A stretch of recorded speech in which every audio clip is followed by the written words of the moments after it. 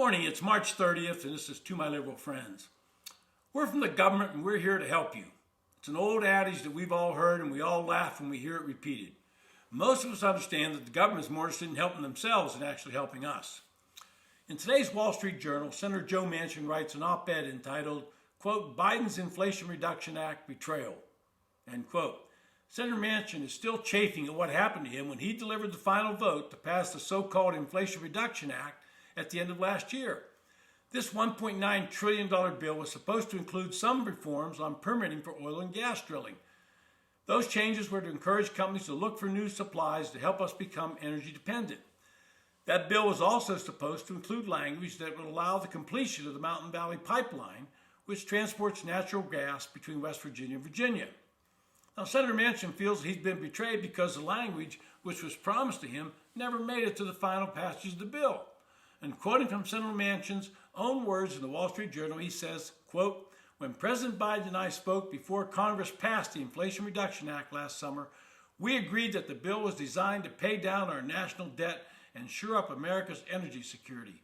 It was designed to generate $738 billion in new revenue, with more than $238 billion dedicated to debt reduction, the first serious piece of legislation in more than 2 decades that the Congressional Budget Office estimated would have done that, end quote. Now Senator Manchin feels he's been betrayed. And I can tell him from personal experience with working with President Biden while he was in the U.S. Senate that this is not an uncommon occurrence with him on legislation.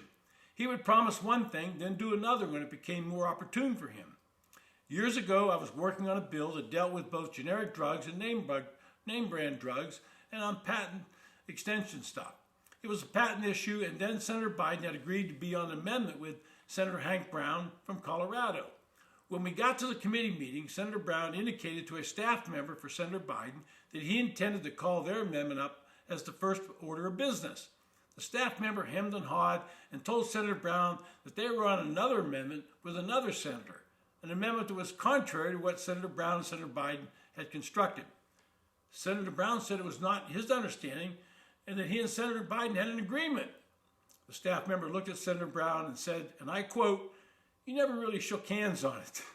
Hank Brown exploded and said, and again I quote, I didn't know we had a goddamn secret handshake here in the U.S. Senate, end quote.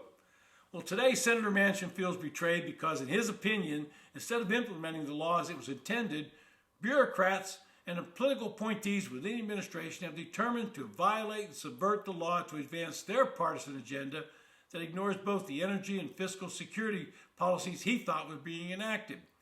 This should come as no surprise because these bureaucrats are fully invested in doing things the way they want to do them. The political appointees within the Biden administration are very liberal, and they're implementing the bill they wanted, not the bill Congress actually passed. In that same op-ed, Senator Manchin indicates he thinks that President Biden should start negotiating with Republicans on solving the crisis facing us with both spending and the national debt. Now, I've known Senator Manchin for many years, and I've always found him to be a man of his word. But in reading what he is writing in today's Wall Street Journal, it raises questions in my mind about what he intends to do in the future. Perhaps he's finally seeing the writing on the wall, and that the Democratic Party has no interest in working with him on the issues important to him. They're more interested in taxing Americans and spending the money the way they want to spend it. Senator Manchin's up for re-election in 2024, and most political pundits say that he will have a difficult time getting re-elected in what's become a ruby red state in West Virginia. Maybe Senator Manchin's laying the groundwork to switch parties. Now that would throw the Senate into utter chaos. They would have to reorganize because the Senate would be evenly split, 50-50 between the two parties. Committee ratios would have to be adjusted. And if that were to occur, then the pressure would immediately fall upon Senator Sinema from Arizona, who has become an independent but still caucuses with the Democrats. She would have a difficult time winning as an independent if she wants to run for re-election. She and Senator Manchin have been thorns in the side of Chuck Schumer for the past 2 years. They have blocked him from changing Rule 22, the filibuster rule, and from passing some of their big spending bills. What would happen if she then decided to remain an independent but to caucus with the Republicans? Suddenly Chuck Schumer would be the minority leader and Mitch McConnell would be the new majority leader.